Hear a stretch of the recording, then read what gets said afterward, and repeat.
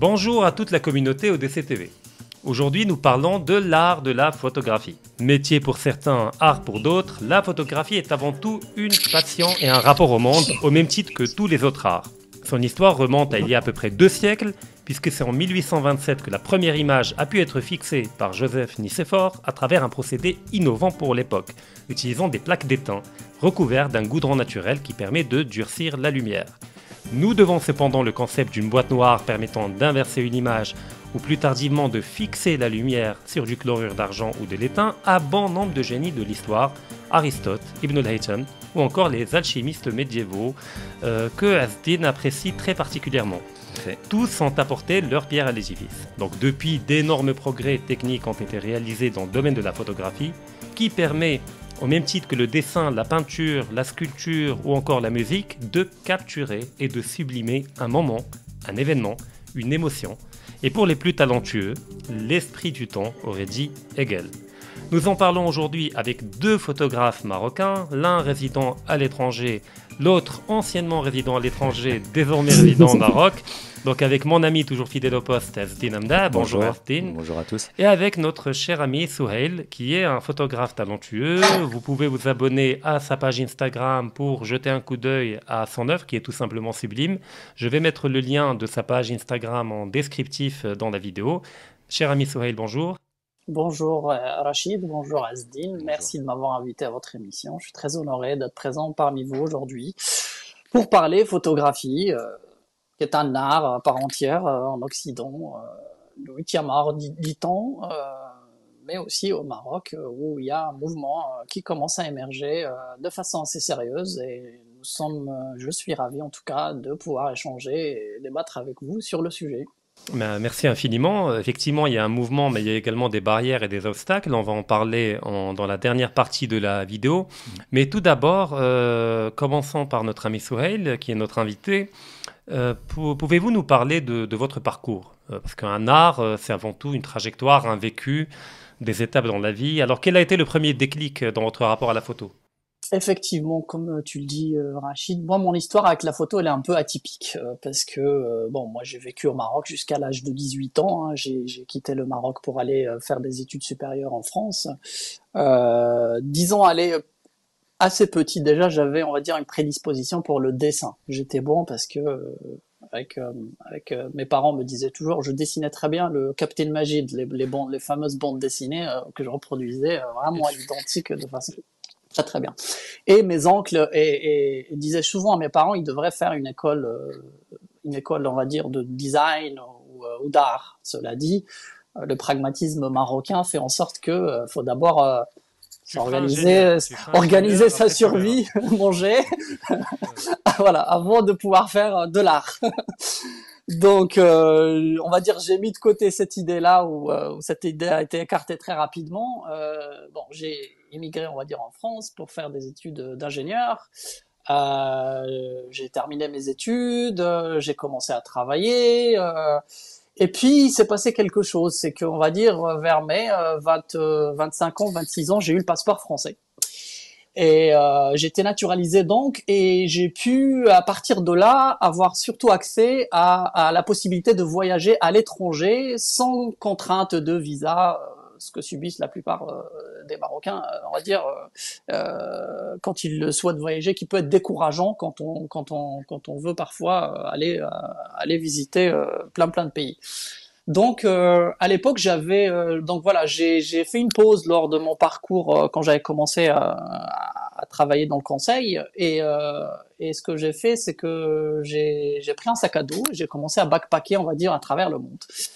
Et comme réflexe, on va dire un peu naturel à l'époque, avec l'avènement des réseaux sociaux, Instagram, Facebook, j'ai pris un petit appareil compact avec moi, et voilà. Et que j'ai embarqué lors de mes voyages. J'ai commencé à voyager à me confronter, on va dire, à moi-même, et à, on va dire, transmettre, ou plutôt fixer, photographier un peu les pays, les rencontres que je faisais lors de mes voyages. Donc à l'époque, j'avais une copine qui m'avait inscrit à un concours photo à distance quand j'étais encore en voyage, puisque je lui ai envoyé les clichés, et il se peut que quelques peu après, j'ai gagné un premier concours photo et qui m'a donné un peu le déclic pour revenir à ta question et ce que tu disais. Et je me suis dit, bah tiens, ça se trouve, ça peut être bien de continuer, de creuser un peu plus. Et c'est à partir de ce moment-là, on va dire, je te raconte une histoire d'il y a une quinzaine d'années, hein, que j'ai commencé, on va dire, en rentrant en France, à m'intéresser sérieusement à la photographie, hein, d'abord sur le côté technique de la question, en mode autodidacte. Il se trouve que vivant à Paris, on a la chance de pouvoir baigner, on va dire, dans une culture, dans un milieu un peu artistique. Il y a pas mal d'expositions dédiées à la photographie. Il y a des livres qui abondent dans les bibliothèques qui parlent de photographie. Je ne parle pas que du côté didacticiel de la chose. Je parle aussi de... Sohail, on ne t'entend plus.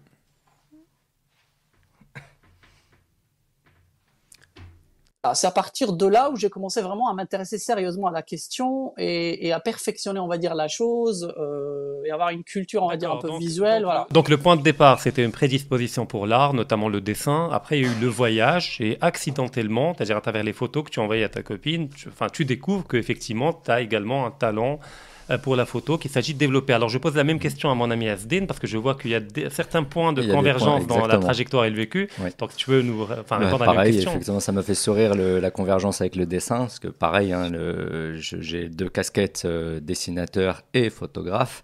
Donc le parallèle entre les deux est intéressant puisqu'avec le dessin, on crée une image de A à Z. On est totalement libre de faire ce qu'on veut puisqu'on part d'une feuille blanche. La photo, c'est un peu plus différent puisqu'on part du réel, mais qu'on va sélectionner, on en parlera après, on va sélectionner une partie du réel et quel point de vue on va montrer du réel. C'est pas tout à fait la même démarche, mais c'est très intéressant de faire le lien entre les deux parce qu'il y a énormément de choses similaires, que ce soit dans les compositions, dans le cadrage, etc. etc. Exactement. Mais effectivement, alors moi, la chance que j'ai eue, justement, je suis tombé dans la photo très jeune. Puisque j'ai eu au premier stage en entreprise, j'avais à travailler sur Curtis, un photographe américain qui photographiait les Indiens à l'époque. On avait la chance d'avoir à la maison un petit labo photo argentique dans la salle de bain bricolé. Donc j'ai l'odeur de la chimie dans le nez encore. Et par contre, voilà, donc la chance que j'ai eue moi, c'était de faire les deux, travailler dans la photo et pouvoir gagner un peu d'argent avec. Puisque comme tu disais, Souhail, il y a l'impératif, il faut payer les factures. Donc moi j'y suis tombé effectivement par un coup de chance. Pareil, un copain qui avait un poste dans une agence à Paris spécialisé dans les événements très haut de gamme et pour la communauté juive, et il voulait démissionner, donc il m'a dit le poste va se libérer. J'ai sauté sur l'occasion. À l'époque, je travaillais dans un magasin de bricolage. Rien de reluisant, mais bon, c'est comme ça. Et tu n'avais aucun prérequis au niveau de la photo? J'avais même pas de matériel à l'époque. En fait, j'avais étudié un petit peu la photo très théorique à l'école, puisque j'ai en sortie d'école d'art, on a quelques heures de photo. Mais au niveau de la pratique, zéro. Mais j'ai fait comme Souhail, hein, on a appris sur le tas. Avec un très bon ami que je remercie d'ailleurs, qui m'a fait une petite formation accélérée, mais après on apprend toute notre vie. Encore aujourd'hui, on a mille choses à apprendre.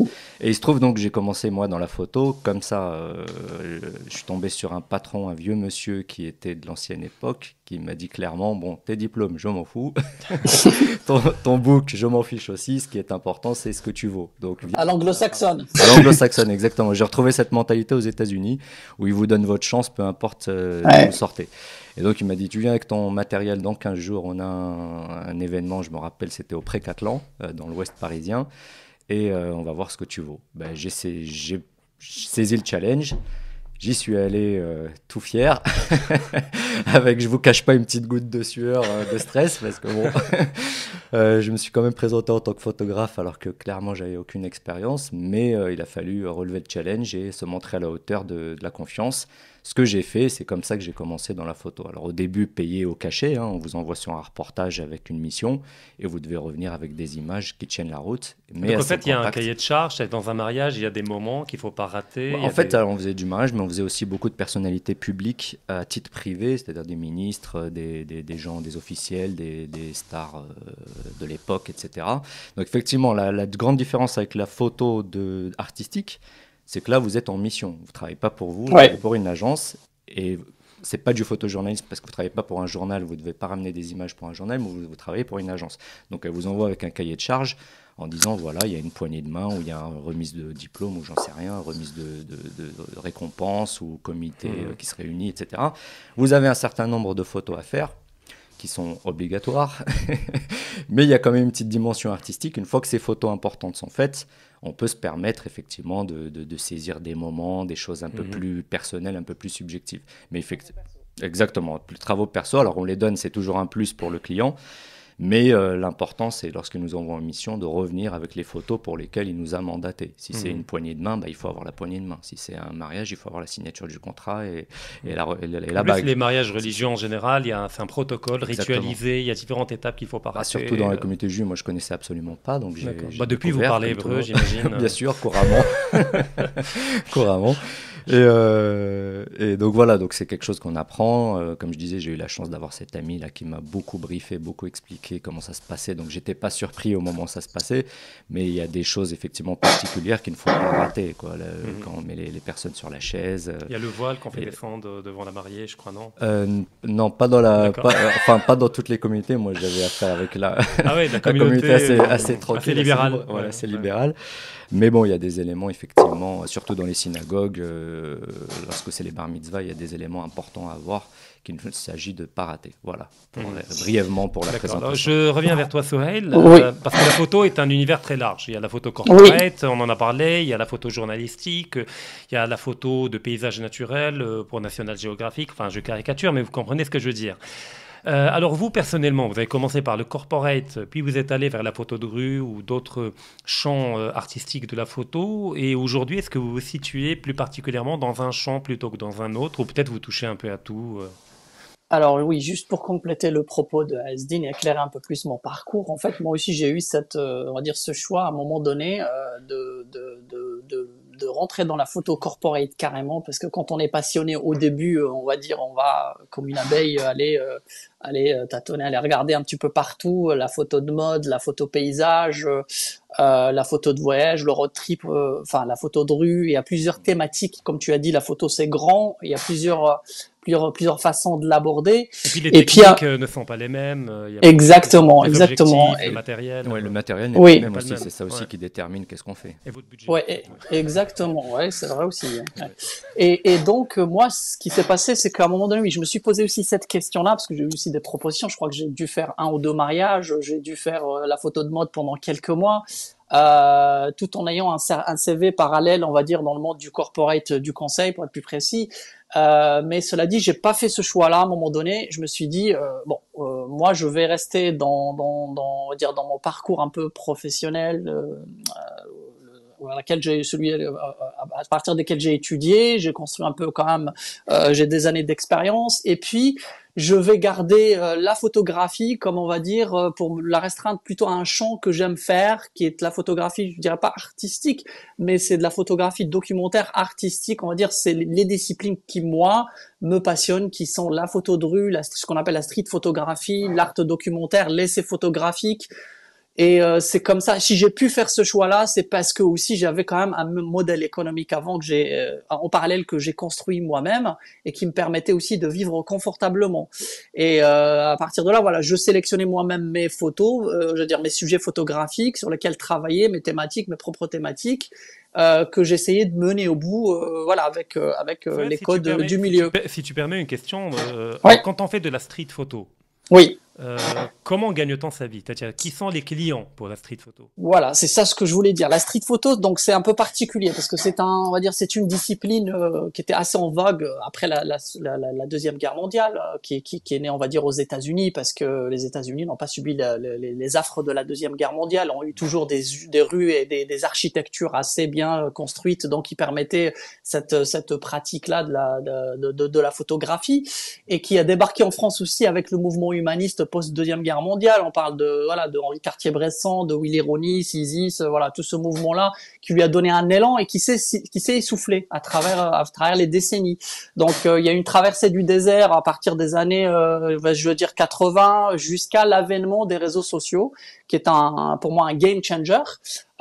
qui donc à partir de Facebook, l'avènement de Facebook, Instagram, et surtout aussi des téléphones, de l'internet 2.0 et des téléphones portables, les photophones, donc qui permettaient aussi d'une capture de l'image et surtout une diffusion de la photographie assez rapidement à travers les réseaux sociaux. Donc ça a été remis au goût, remis au jour comme discipline, et c'est devenu de nouveau populaire. Donc pour revenir à ta question et répondre plus précisément, en fait, les photographes de rue qui gagnent leur vie exclusivement avec cette pratique-là sont assez nombreux, soyons honnêtes, dans le monde.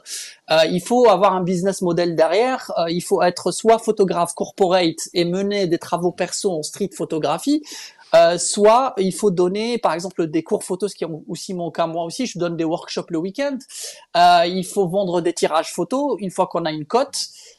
Et qu'on commence à avoir, on va dire, de la visibilité, et il faut aussi avoir, on va dire, une stratégie dans ce que j'appelle, le marketing digital, quoi, de captation, on va dire, de gens qui vous suivent, de followers, que vous allez transformer à un moment donné, ou je veux dire rentabiliser, c'est un mot que j'aime pas, mais voilà, on va dire le quantitatif vous fait déclencher à un moment donné, je veux dire, au bout une commande. Et ce n'est pas une commande pour aller. Il y a aussi des gens, par exemple, qui me sollicitent parce qu'ils sont à Paris pour une séance portrait, par exemple. Voilà. Donc c'est une forme de vitrine qui permet différentes ouvertures. Ça permet notamment la formation dans un schéma d'auto-entrepreneur. Ça permet également de faire des portraits rémunérés. Donc en fait, on ne vit pas directement de la street photo, mais la street photo est une vitrine, une occasion de démontrer ses capacités qui permet après d'accéder à d'autres marchés. Alors, exactement. Une petite nuance avant les réseaux sociaux, parce que moi je suis de l'ancienne époque quand même. D'ailleurs, j'ai une question spécialement pour toi. On y arrive. Parce que j'ai commencé la photo il y a 20 ans, donc c'était encore à l'époque de l'argentique. Après, on a fait le basculement. Mais il y a des choses, par exemple, dans la street photo, j'avais fait un reportage il y a très longtemps pour le comité de l'avenue Montaigne, donc l'avenue où se trouve le Ritz. Et donc là, en fait, ce qui est génial, c'est que vous êtes payé par un comité, donc il y a des fonds, mais pour faire de la street photo. Ils vous envoient dans l'avenue en disant voilà, nous on est le comité de l'avenue Montaigne, faites-nous un documentaire de sur marketing territorial. Qu'est-ce qui se passe dans notre... Exactement. Ce qu'on appelle Il y a des fois des clients un petit peu comme ça, surprenants, bizarres, où on peut lier les deux, effectivement. Et donc j'ai deux questions pour toi, Astine. La première, toi personnellement, est-ce que tu t'es retrouvé rapidement dans un genre de photo, ou est-ce que tu continues de te revendiquer d'une liberté qui te permet de toucher à tout? Non, moi je suis très polyvalent là-dessus, tu me connais là-dessus. C'est-à-dire que moi je fais pas de distinction et j'aime bien lier tous les domaines de l'art. Voilà, la photo, j'adore parce que c'est mon premier métier réel. C'est quelque chose que je fais encore aujourd'hui. Ça m'a appris énormément d'un point de vue personnel, mais d'un point de vue professionnel. Mais surtout, c'est une porte pour aller vers autre chose. Vers l'audiovisuel, vers les films, vers le montage, bref, il y a énormément de liens qu'on peut faire avec plein d'autres disciplines. Donc en fait, moi, ce que j'aime bien dans ça, c'est surtout la transdisciplinarité des choses. C'est pas une porte et je me focalise pas. Donc comme j'ai un appareil, je m'éclate avec et je fais n'importe quoi. Dès qu'il y a quelque chose qui m'attire, je le capte. Mais parce que maintenant, je suis plus, j'en vis plus. C'est-à-dire, j'en vis pas. J'ai d'autres sources de revenus. Là, tu es à l'âge de la retraite. Voilà, exactement. Je me permets de me faire plaisir. À l'époque où il fallait effectivement en vivre, j'avais pas trop le choix. J'allais là où il y avait des clients, donc je faisais ce qu'on me demandait de faire. Alors, c'était souvent du reportage privé. Voilà. D'accord. Bah voilà, enfin la liberté et la souveraineté individuelle. Petit à petit, ça met 20 ans, mais on y arrive. Alors, le progrès technique, tant décrié par nous des fois, mais pas toujours. Tout dépend du rapport qu'on entretient avec le progrès technique. Mais bon, il arrive toujours avec son lot de négativité et de positivité. Oui.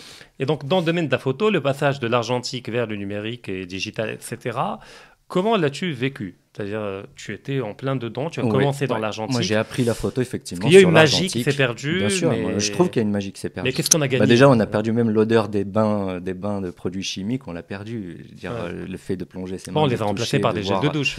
C'est sûr. le fait de voir l'image apparaître petit à petit sur le papier, et tout, il y a une magie quand même qui s'est perdue là-dedans. C'est un peu comme Virgile Giorgio qui disait, depuis que les Américains sont allés sur la Lune, ils ont tué la poésie de la Lune. On ne peut plus comparer une femme, qui a On l'air la de voit lune, plus comme quelque chose de voilà, magique, il a de été mystérieux, mais on le voit comme un astre mort, poussiéreux et gris, quoi. Donc, c'est un peu pareil en photo. Il y a une magie qui a été tuée pour moi, mais qui a disparu. Mais voilà, comme tous les outils, ça apporte des lots effectivement positifs. Par exemple, une des choses qu'on a perdu à mon sens, hein, c'est qu'à l'époque de l'argentique, lorsqu'on faisait une photo, ben, on n'avait pas 36 solutions, on n'avait pas 3000 photos, on avait 24 Oui, il y avait un film, sur un film. voilà. Voilà, on était limité. Et Ça on coûtait découvre cher, après si on a raté et on la découvre photo ou après, pas. exactement. Donc, ça demandait une réflexion, ça demandait une intelligence, ça demandait beaucoup de réflexion avant de faire la Et de photo, avant de concentration, shooter, de hein. concentration, presque de méditation. Moi, je vois l'image d'un sniper. Voilà, Tu vois, il attendre coupe la exactement le respiration, bon il attend le bon moment. moment. C'était- Il prend en c'était- compte voilà. différents critères, le vent, etc. Quand et on puis faisait il des tire. photos de reportage de rue, il fallait voilà, le bon moment, la bonne posture, la bonne expression du visage. Il y avait plein de choses à prendre en considération qui faisaient qu'il y avait vraiment une dimension intellectuelle à la photo.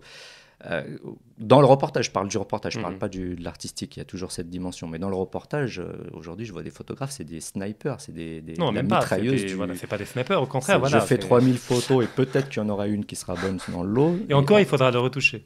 Et encore, oui, il y a du Lightroom et du Photoshop derrière. Des fois, ça se voit, c'est flagrant. Mais je trouve qu'il y a quand même, on a perdu une dimension de cette méditation, de ce temps, du long temps. Parce qu'entre le moment où on prend la photo, le moment où on le développe, le moment où on la voit, le temps qu'il faut pour se poser à un endroit, attendre des fois des heures que le bon moment passe, le pigeon se pose, la personne marche. C'était vraiment une méditation. Si on partait en reportage, Souhail, peut-être tu pourras confirmer, mais surtout dans le reportage de rue, on se pose et des fois on ne bouge pas. Une journée, on est au même endroit et on essaie de voir, de capter l'essence de ce qui se passe. Aujourd'hui, oui, il y a une magie qui s'est perdue. Pour moi, il y a une magie qui s'est perdue. On va y revenir parce que je pense qu'il y a moyen quand même de la retrouver, puisqu'il y a une forme de nostalgie qui amène beaucoup de gens à revenir à des appareils photo argentiques aujourd'hui. Et même les numériques se copient. Certains essaient de copier un petit peu. Au niveau du design, en tout cas, du boîtier. Ouais, c'est vrai, c'est marrant. Souhaib, alors, est-ce que tu as vécu la rupture ou pas? Alors très brièvement, hein, quand j'ai commencé à m'intéresser, on va dire à la photographie, oui, il y avait ce mouvement encore soit de retour un peu en arrière à l'argentique, ou plutôt d'essayer de conserver encore cette pratique-là. Mais on va dire il y a un basculement depuis les années 2000 clairement vers le numérique, et là je rejoins aussi le propos de Asdin. Effectivement, oui, et ça change tout parce que la démarche n'est plus le même. La photographie avant en fait se construisait avec on va dire une préparation en amont, une contemplation. Il y a tout un volet comme ça de fixation à endroit, de s'approprier un territoire avant de pouvoir déclencher. Quand on déclenche, voilà, il y a toujours l'idée de la rareté, donc et même aussi dans le procédé du tirage derrière, il y a de l'accidentel. C'est tout un rituel qui fait en sorte que il y a cette magie là, on va dire, pour les gens qui ont connu ça, qui ont baigné dans l'argentique, dans le film depuis leur début dans la photographie. Cela dit aussi, le numérique apporte aussi pas mal d'avantages, notamment dans le monde dans lequel on vit, qui a changé radicalement, qui n'est plus le même. Bon, déjà, il a démocratisé la photo. Voilà, en fait, ça a démocratisé la photo, et puis les gens n'ont plus le temps aujourd'hui aussi, quoi. Moi, c'est mon cas aussi. Enfin, je veux dire, travailler avec la démarche argentique de nos jours, c'est chronophage, ça prend beaucoup de temps, donc il faut quand même à un moment donné trouver quelque part du temps pour être efficace et pour avancer, on va dire son œuvre photographique. Et là, le numérique offre pas mal d'avantages. Certes, quand on est débutant, oui, on peut shooter en mode quantitatif, mitraillé, comme disait Asdin, ce qui est pour moi une erreur, parce qu'à la fin, on se noie dans l'editing. L'editing, c'est le choix des photographies. Et beaucoup de photographes ont un attache émotionnelle à certaines situations photographiques qu'ils se perdent beaucoup après dans le choix des images qu'ils souhaiteraient garder. Et ça, c'est le talent d'Achille de pas mal de photographes. Cela dit, quand on a une expertise, quand on a passé des heures et des heures sur le terrain, à un moment donné, on a photographié tellement de situations qu'on revient un peu à une façon de faire à l'argentique, c'est-à-dire on prend notre temps et on déclenche uniquement quand le cadre, quand la composition est dans notre tête un peu plus claire. Et c'est là où on commence à devenir un peu efficace et économiser pas mal de temps. Il y a aussi la vitesse de transmission de la photo, le partage dans les réseaux sociaux. Si on parle aujourd'hui aussi dans une émission, c'est aussi parce que on est arrivé à rentrer en contact assez facilement via les réseaux sociaux, chose qui était plus compliquée avant. Il y avait toujours une intermédiation. Que ce soit via une agence de photojournalisme ou via une galerie d'art ou via un tel qui va vous coopter pour vous donner l'accès, on va dire, à cette élite un peu de photographie qui était aussi un peu très cloisonnée. Hein. D'ailleurs, c'est intéressant parce que Asdin, toi qui as donné des cours de photo pendant très longtemps à Casablanca, à Lyon, tu as toujours enseigné à tes élèves, à tes futurs photographes, d'utiliser l'appareil photo numérique comme s'ils utilisaient un argentique. C'est-à-dire je m'amuse à faire ça, de prendre la bonne photo et de ne pas profiter uniquement parce que la technique le permet de prendre 45 000 photos. Exactement, je m'amusais à faire ça, c'est-à-dire à se mettre dans les conditions de l'argentique en cachant l'écran, etc., en se mettant en full manuel, bien sûr, etc. Mais parce que le principe, c'est simple, et Souhail, tu peux confirmer certainement, c'est ce qui rentre sort, c'est-à-dire que si l'image est mauvaise au départ, c'est pas magique. Voilà, l'outil, voilà, on ne peut pas rattraper. C'est du camouflage.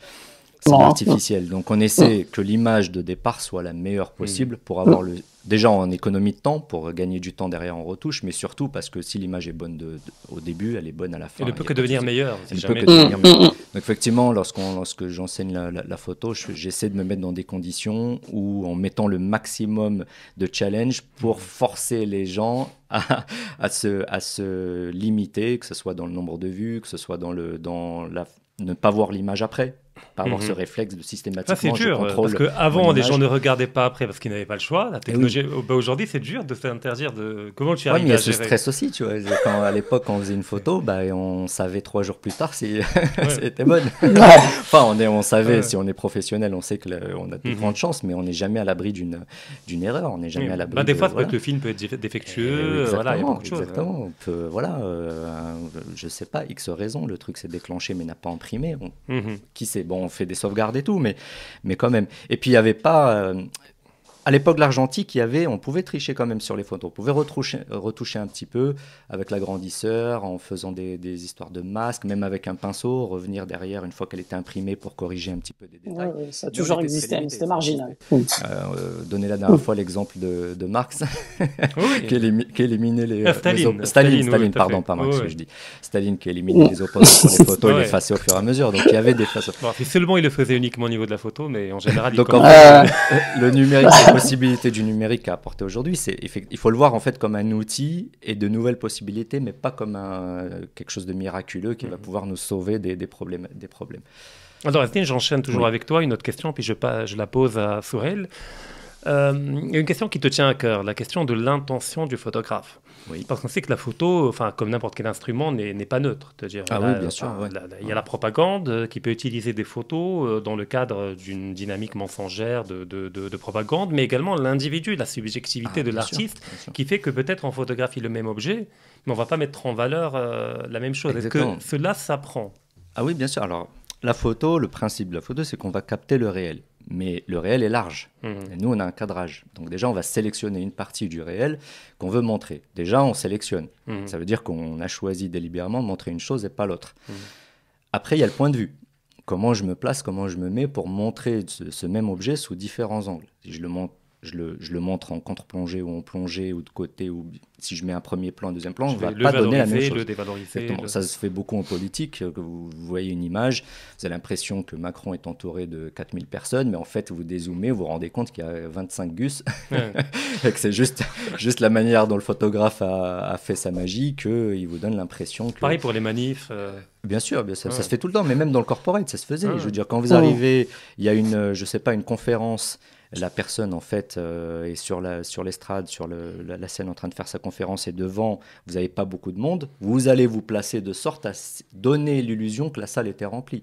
Donc, évidemment que c'est jamais la réalité. On ne transmet pas la réalité brute comme elle est. On va sélectionner, via le cadrage et via le point de vue, les éléments que je veux montrer du réel. Donc forcément, ça induit une subjectivité de l'œil du photographe. Je choisis, moi, mon intention, et de montrer quelque chose. Alors, dans le reportage, par exemple, lorsque vous avez deux personnes qui se serrent la main, on essaie d'être objectif, c'est-à-dire voilà, il y a deux personnes, photo officielle, vous allez montrer une photo qui est officielle, c'est-à-dire deux personnes qui sont venues pour un événement X ou Y, faire quelque chose, c'est clair. Et mais encore, après, là, des fois, il y a de la manipulation, parce que des fois, quand des journaux montrent un chef d'État voilà, avec lequel l'État d'origine est en conflit, oui. on choisit toujours une photo où il a une grimace, où il est moche, où il est... Bien sûr. Voilà, et l'autre, c'est toujours la photo avec le large sourire. Mais, et... alors, Quand on d'expérience, voit les photos moi, de Poutine, etc., c'est, dans les médias français notamment, c'est toujours des photos, voilà, on le montre comme étant diabolique, comme étant... Enfin, alors, l'angle, d'expérience, lorsque vous travaillez pour une en agence, fait, toutes les photos déchets qu'on doit supprimer, en fait, il les garde. c'est ça, c'est ça que je voulais dire en fait. D'expérience, lorsque vous travaillez pour une agence,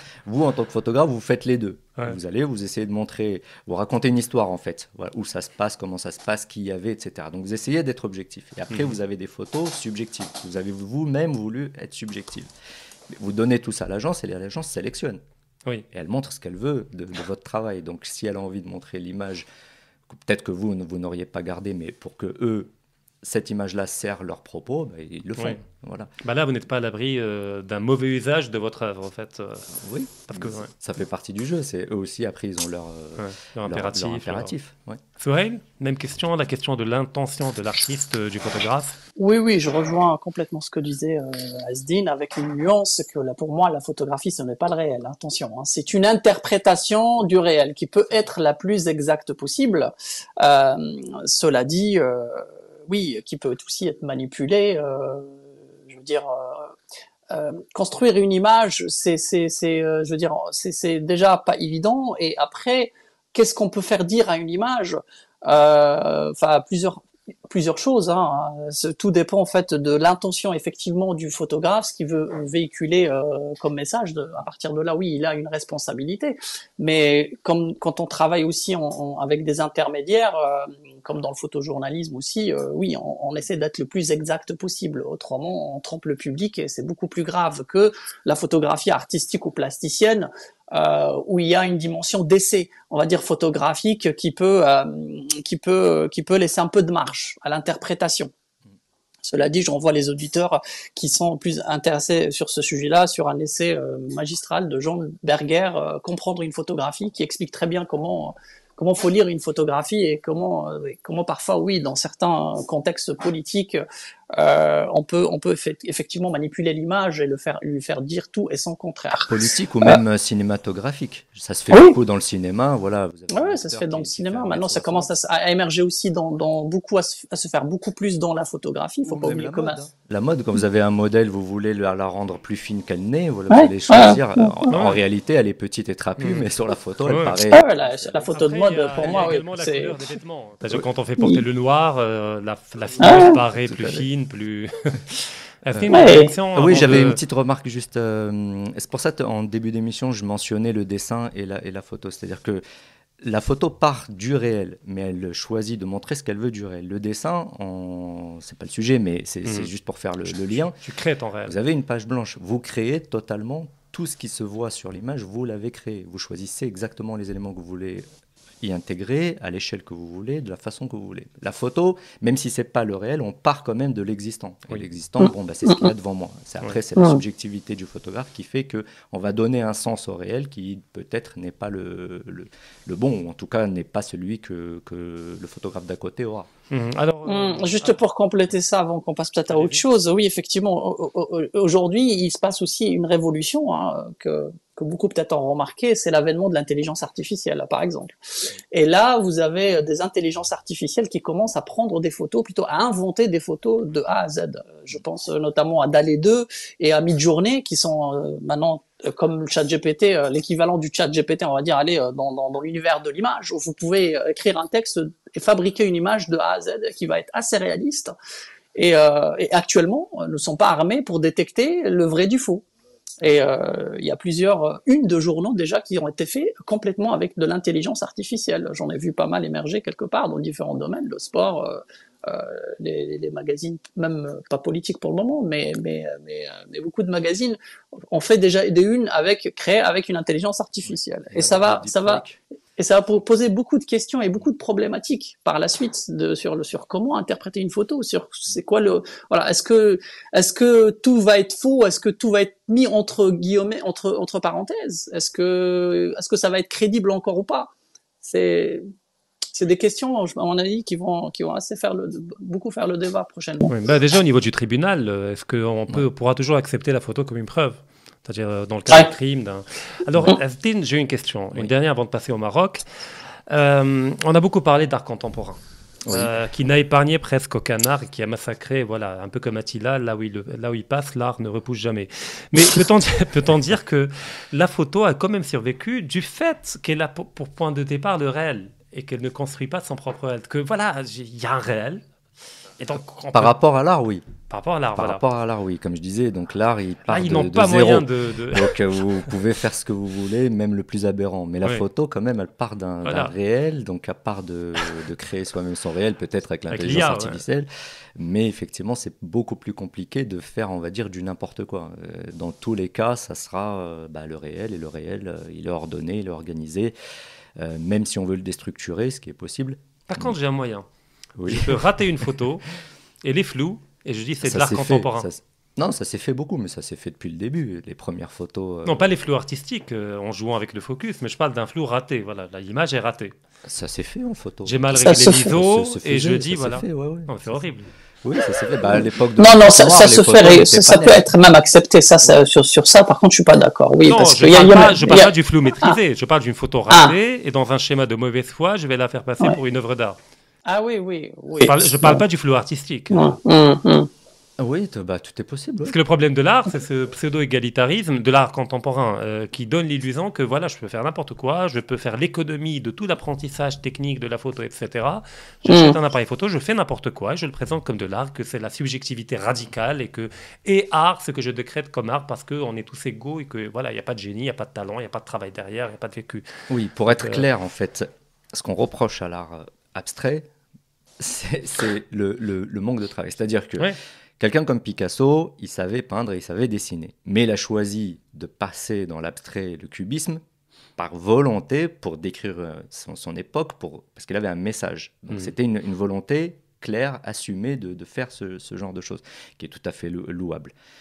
Ce qu'on reproche à l'art abstrait aujourd'hui, c'est que des gens qui ne savent pas dessiner et ne savent pas peindre le prennent comme solution de facilité. C'est ça en fait le truc. C'est la personne ne connaît pas la règle de 3 et les additions multiplications, mais veut enseigner des mathématiques à Stanford.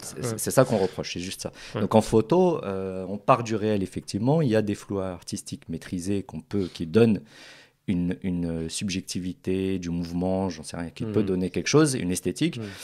Mais c'est légitime quand on est capable de prendre une bonne photo. Bien sûr. Voilà. On peut après s'amuser à faire du flou. C'est un flou artistique maîtrisé. On a donné l'illusion. Ça se fait dans les voitures de course, photographie de sport ou de voitures de course. Voilà, il y a souvent du flou maîtrisé. Voilà, ça donne le flou de budget qui donne l'illusion de la vitesse. C'est tout à fait louable. Mais la personne qui n'a jamais tenu un appareil photo, qui fait toutes les photos floues, le jour où elle se pointe en disant je suis photographe et c'est mon style, c'est un peu compliqué à digérer. Alors, Souheil, il y a un problème que tu aimerais évoquer, parce qu'il paraît qu'au Maroc, il y a une volonté politique de certains d'interdire la photo de rue. Toujours au nom du bien, c'est-à-dire au nom de l'intimité des gens, du respect de la vie de chacun. Qu'en penses-tu? Alors, quels dégâts si jamais cela s'avère vrai, que ça devienne un texte de loi, etc., quels dégâts cela risquerait-il de provoquer sur l'élan artistique de beaucoup de jeunes Marocains qui font de la street photo, etc.? Alors oui, la photo de rue, c'est un peu particulier, effectivement. Il y a des restrictions un peu, dans certains pays, pas dans tous. Alors, en Occident, le débat, il n'y est plus depuis assez longtemps. Hein. C'est l'acte photographique et la prise de vue n'a jamais posé de problème. Ce qui réellement pose actuellement un problème, c'est la diffusion. Et dans certains cas, les jurisprudences ont beaucoup évolué. Hein. C'est à partir du moment où vous souhaitez commercialiser une photo de quelqu'un que vous avez pris dans la rue que se poseront les questions de droit à l'image et d'autorisation. Hein. Autrement, quand vous sortez dans l'espace public, limite votre corps fait partie du décor urbain, il ne vous appartient pas, on a le droit de vous prendre en photo. Ça, on va dire, c'est la norme à peu près dans tous les pays d'Occident. Alors dans les pays arabo-musulmans, cela change. Il y a comme les pays du Golfe par exemple, interdisent purement et simplement la photographie dans l'espace public. Mais n'est-ce pas une interdiction théorique? Parce qu'avec les smartphones, tout le monde prend des photos de rue directement. Je veux dire. Oui, c'est théorique, mais attention, hein, si vous êtes à, je sais pas moi, au Qatar, et que quelqu'un porte plainte contre vous, on peut tout à fait, vous mettre en prison, vous débarquer. C'est cette crainte qui inhibe, on va dire, les photographes. Et la majorité des photographes, vous aurez toujours des gens un peu persévérants qui vont essayer de trouver des stratégies ou des moyens de photographier. Hein. Soyons clairs. Moi, je dirais, j'ai beaucoup réfléchi à la question et j'enseigne ça aussi dans mes workshops. Il y a carrément une géopolitique de la street photographie et il y a des pays plus photophobes que d'autres. Hein. Il y a une liste. En tête de liste, il y a carrément le Maghreb, de pays les plus photophobes au monde. Il y a l'Afrique, quelques pays d'Occident. Mais cela dit, ce n'est pas une question qui est liée, contrairement à ce qu'on pourrait penser, à la religion. Attention, non. Vous prenez des pays, par exemple, musulmans d'Asie comme le Pakistan ou le Bangladesh, ils ont la mentalité hindoue.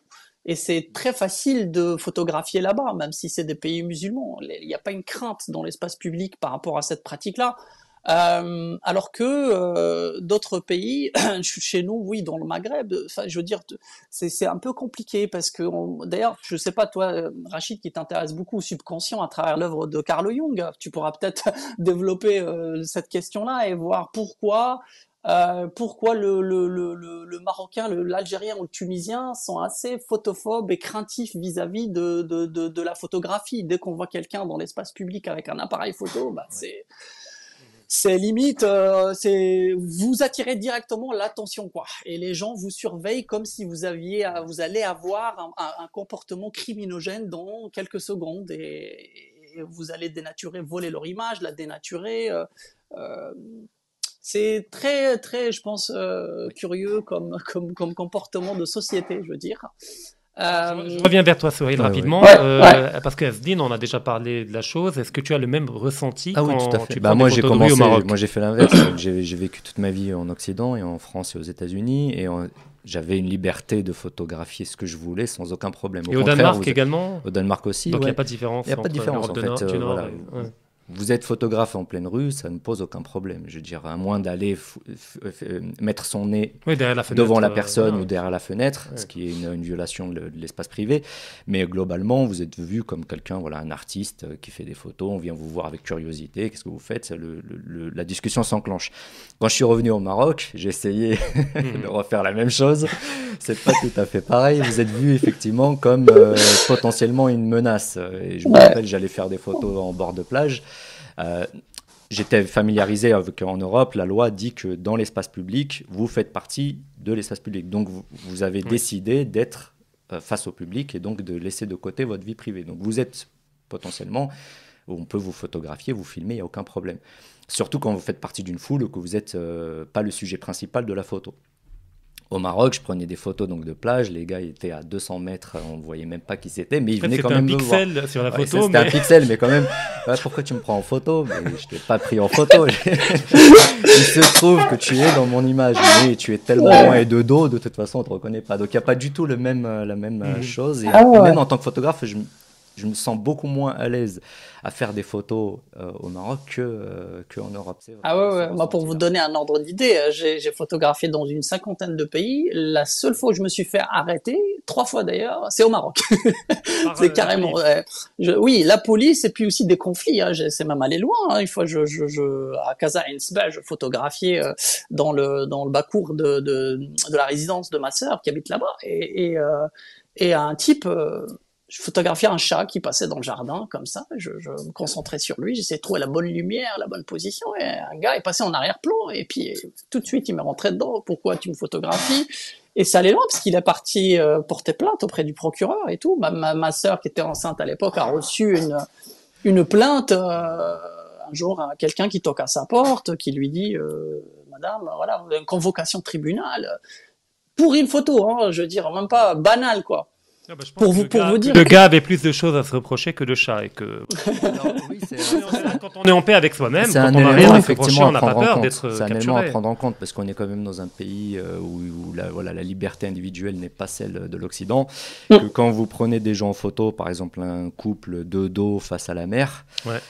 ils sont en train de faire quelque Très chose peu probable voilà. qu'il s'agisse de sa femme. Ouais. C'est vrai, mais donc la loi l'interdit ce genre Oui. de choses. Donc la personne n'a pas vraiment envie d'être sur une photo en train de faire quelque chose d'illégal. Donc c'est vrai que le fait, ce qu'interdit la loi ou ce qu'autorise la loi, influe beaucoup sur la mentalité des gens et leur rapport à la photo. Oui. Cela dit, là, juste pour... complexe, le Marocain est bourré de complexes parce qu'il est soumis en permanence à des injonctions paradoxales entre effectivement ce que l'État interdit ou autorise et entre ce que le réel incite ou inhibe, et l'objet de composer entre ces contradictions. Et ben, quand tu le prends en photo, et ben, tu le fixes devant ces contradictions. Ouais. Et donc là, il y a cette réaction de violence par rapport à la photo parce qu'au fait, il n'est plus dans la clandestinité qui lui permet de jongler entre les impératifs contradictoires puisqu'il a été capturé par la photo. Et donc il est dénudé. Voilà, exactement, le spot. Et donc là, tu assumes le fait que voilà, je t'ai pris en flagrant délit. Mais après, peut-on parler de démarche réaliste d'interdire la photo de rue? Parce qu'au nom de cette interdiction, je peux dire à l'État, alors s'il te plaît, tu m'ôtes tous les caméras de sécurité. Oh, mais alors, attends, parce que là, tu me captures dans mon intimité, les radars qui flashent ma voiture. Moi, j'ai pas envie que l'État ait une photo de ma voiture. Avant d'aller là, le Maroc qui veut, parce que c'est pas une loi en fait, c'est non, pas une proposition de loi. Mais ils veulent aller vers. Mais pareil en fait, je pense parce que ces gens-là ont peut-être des choses à se reprocher, qui n'ont pas envie que n'importe qui puisse les mettre, également. Il y a beaucoup de gens les mettre sur pellicule et fixer pour toujours un adultère. Oui. Oui, moi je voulais dire juste qu'en fait, il y a deux choses. Hein. Il y a ce que conçoit l'inconscient populaire concernant la photographie, il y a la loi. La loi au Maroc, elle est calquée sur le modèle occidental. Hein. Je veux dire, vous avez le droit de prendre des photos dans la rue, exception faite des situations un peu inhumaines, dégradantes vis-à-vis de l'image de l'individu et du sujet que vous allez photographier, ce qui est tout à fait logique. Ouais, vous avez de droit. Les agents d'autorité qu'il ne faut pas prendre en photo. Voilà, ça, il n'y a pas de souci par rapport à ça. Voilà, cela dit, il faut faire un travail, je pense, auprès des gens de sensibilisation. Tant que la photo n'est pas perçue comme un art, là, je parle là de la photo de rue par exemple, n'est pas perçue comme une pratique, on va dire, artistique, et que les gens ne vous accordent pas ce bénéfice du doute quand vous êtes dans la rue avec votre appareil photo à être fixé sur un endroit, à tourner autour d'un sujet, de quelque chose, tant que les gens ne se disent pas, bah tiens, c'est peut-être juste un photographe de rue, et pas quelqu'un de potentiellement suspect, ça sera compliqué. Ça sera compliqué parce que il n'y a pas que les lois, quoi. Je veux dire, le comportement des gens et leur réaction face à un certain sujet peut être aussi normatif. Mais après, c'est culturel aussi, la photo n'est pas valorisée comme elle devrait l'être au Maroc, même pas du point de vue artistique, même du point de vue purement corporate. Un client qui va vous embaucher pour une journée, 2 jours de travail, va vous présenter, ça m'est arrivé, hein, va vous proposer un cachet en quelques centaines de dirhams, pour 250 dirhams pour la journée de boulot, pour faire un catalogue produit de je ne sais quelle marque, grande marque en plus. Alors que la même chose en France ou aux États-Unis, vous paierez 100 fois ce qu'ils vous proposent aujourd'hui, parce que le rapport à la photo n'est pas du tout le même. Dans certains pays, la photo est vue comme, voilà, c'est l'élément déclencheur de l'acte d'achat. Avoir une photo de qualité, c'est ce qui va permettre derrière de gagner de l'argent. Ici, c'est limite, c'est accessoire. Bon, il me faut un catalogue avec un truc pas trop dégueu. Ouais, j'ai pas envie de le faire moi-même, donc je fais j'ai pas envie de le faire avec un téléphone portable, quand même, ça se verra. Donc, je fais le moi pour 200 dirhams, ça passera. Il y a ça. Et à l'inverse, c'est pareil, j'ai été témoin de ça. Ils n'hésitent pas à faire venir des photographes étrangers au Maroc et les payer ce qu'ils demandent. Alors que vous qui êtes sur place, vous dites, mais vous rigolez ou quoi? Bref. Donc oui, il y a quelque chose de culturel là-dessus. Je ne saurais pas dire pourquoi, mais... Donc on parle même pas d'art, mais déjà en tant que métier, c'est dévalorisé. En tant que métier, on est encore très loin de la valorisation en tant qu'art. Oui, Souheil? Et puis oui, il y a aussi des bouleversements, je pense, politiques, sociaux, technologiques aussi. Faut pas oublier que l'avènement des réseaux sociaux, de l'internet, a vachement changé la donne. Hein. Enfin, je veux dire, de nos jours, tout se retrouve rapidement sur internet. Donc il faut comprendre aussi les gens pourquoi ils peuvent devenir parfois parano. Le le Maghrébin a tendance à vouloir maîtriser son image à l'extérieur, hein, je veux dire surtout. Donc du coup, oui, les gens vont être assez prudents quand ils voient quelqu'un prendre leur photographie. Donc, je pense que ça joue aussi beaucoup. Mais cela dit, il faut être optimiste. Je pense que ça va changer. Le Maroc est en train de changer à grande vitesse dans pas mal de domaines. Il n'y a pas de raison pourquoi pas changer aussi Ça, c'est la vrai. mentalité au niveau. Voilà, une fois qu'il y ait un travail fait sur le terrain pour faire culturel aussi, pour faire accepter la photo en tant que pratique Non, d'autant plus artistique. que moi, je vois toujours l'applicabilité de la loi. Je veux dire, est-ce qu'elle est applicable ou pas? Déjà, les caméras de sécurité, j'en ai parlé, mais même Ouais. le Maroc se veut une destination touristique qui Oui. attire des millions de gens à Marrakech. Va-t-on interdire aux touristes de prendre des photos à Marrakech? C'est impossible. Moi, j'étais dernièrement à Marrakech durant le week-end dernier. Je voyais des touristes avec des appareils photo. Il y avait des Japonais, il y avait des Allemands qui prenaient des photos avec des gens dans la rue. Je veux dire, à Même si Marrakech. certains, on leur demande quelques pièces, mais Oui, mais c'est... c'est Ouais, ils en anecdotique. vivent, mais je veux dire, mais on peut pas venir leur interdire de prendre des photos, ou Ouais. bien on va interdire comme on fait toujours aux Marocains. Le pauvre, lui, il va aller en prison, mais l'étranger, c'est pas grave, on va tolérer qu'il fasse des photos de rue. Et là encore, on va ajouter une nouvelle injonction paradoxale qui va davantage alimenter ces complexes dont souffrent la plupart des Marocains. Mais bon, restons effectivement, comme le dit Souhail, sur une touche optimiste et espérons que les mentalités finissent par Il changer. y a des choses Asbin. qui se font, oui, il y a des choses qui se font. Je parlais de l'Ayoun au début. Effectivement, il y a des écoles privées, il y a l'université qui enseigne la photo, il y a des organismes privés, il y a des ONG qui font maintenant de la photo une matière et des workshops à part entière. Ça se fait et c'est très bien, c'est très très bien parce que ça permet donc aux jeunes amateurs ou aux pros de s'améliorer, d'apprendre de nouvelles choses. Et oui, il y a des choses qui se font, c'est très bien. D'accord. Puissent aussi s'impliquer, créer des événements dédiés à la photographie. Tu parlais tout à l'heure, Rachid, du Maroc comme destination touristique. Un des moyens aussi de faire connaître le Maroc, c'est via la photographie. Il y a des gens qui vont venir photographier, donc il faut leur donner l'accès libre de pouvoir photographier sans être inquiétés. À partir de là, oui, créer des festivals, photos, des centres culturels, des galeries. Pas normal que de nos jours au Maroc, 20 ans, 30 ans plus tard, il n'y a qu'une seule galerie dédiée à la photographie, par exemple, gérée par une seule personne qui n'est pas marocaine. Donc musées. oui. Musée, oui. Ouais. Et puis même, le Maroc, il a une histoire avec la photo quand même. Il y Ouais, a de très belles choses qui sont faites dans le passé, des photographes. Mais avant, les gens étaient plus décontractés. Je veux dire, dans les années 60 au Maroc, enfin, à part si on quitte la périphérie de la ville, etc., vers la ruralité, il y avait ce rapport d'intimité du corps. Mais dans les villes de Casablanca, Rabat, Tanger, Agadir, il y a des photos en noir et blanc aujourd'hui qui datent des années 60 où les gens souriaient devant un étranger qui prenait une photo.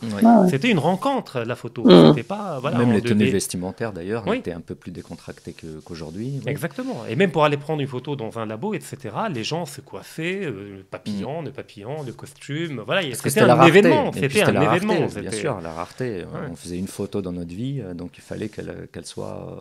Oui. Qu'elle soit en plus, digne de les ce gens nom. étaient en paix avec eux-mêmes, contrairement à aujourd'hui.